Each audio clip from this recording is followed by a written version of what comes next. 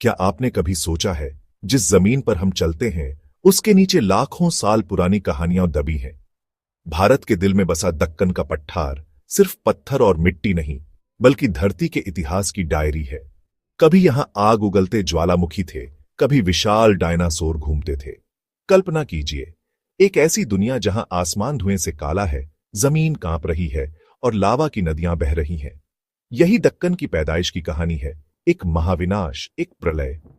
लगभग 6.5 करोड़ साल पहले यहां एक के बाद एक ज्वालामुखी फटे। लावा की परतें जमती गईं, जैसे कोई किताब के पन्ने। इन्हीं परतों ने इस विशाल पठार को जन्म दिया, जो आज भारत के 8 राज्यों में फैला है।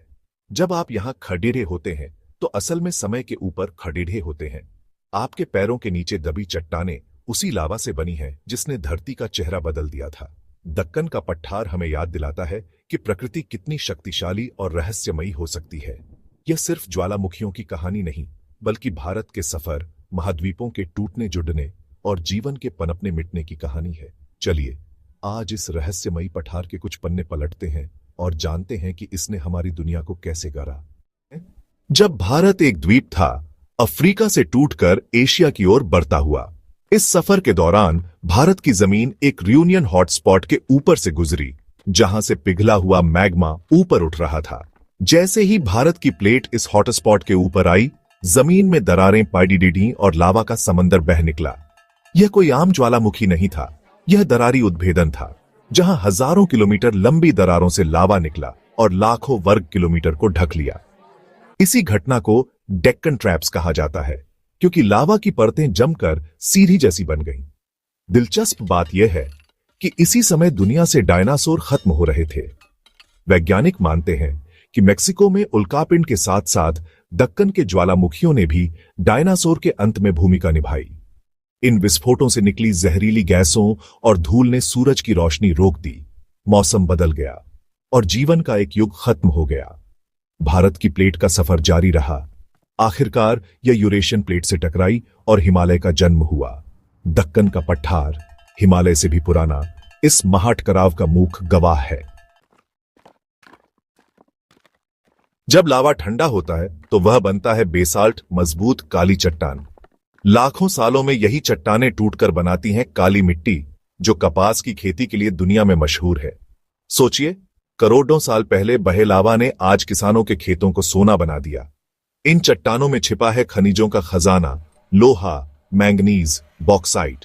छोटा नागपुर का पठार, दक्कन का हिस्सा, भारत का रूर कहलाता है।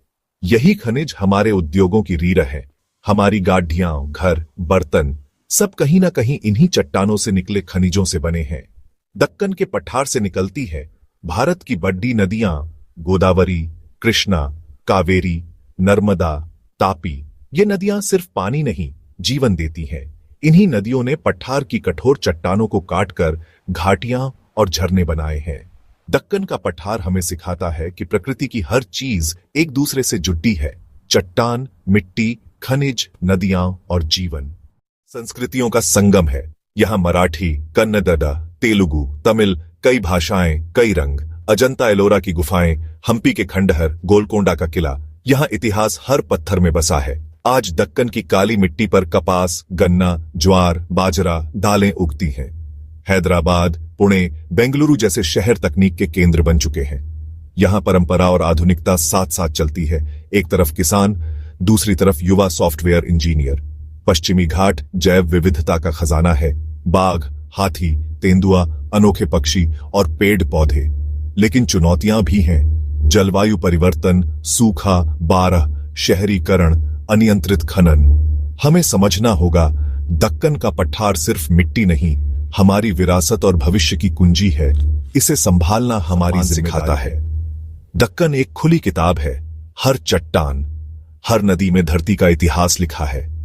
यह हमें बताता है कि जलवायु परिवर्तन और संसाधनों का सही इस्तेमाल कितना जरूरी है। हम इस कहानी के नए लेखक हैं। हम पर निर्भर है कि अगला अध्याय विकास का होगा या विनाश का। तो अगली बार जब आप भारत के नक्शे को देखें, दक्कन को सिर्फ भूरे रंग का धब्बा मत समझिए। यह धरती के दिल की धड़कन है।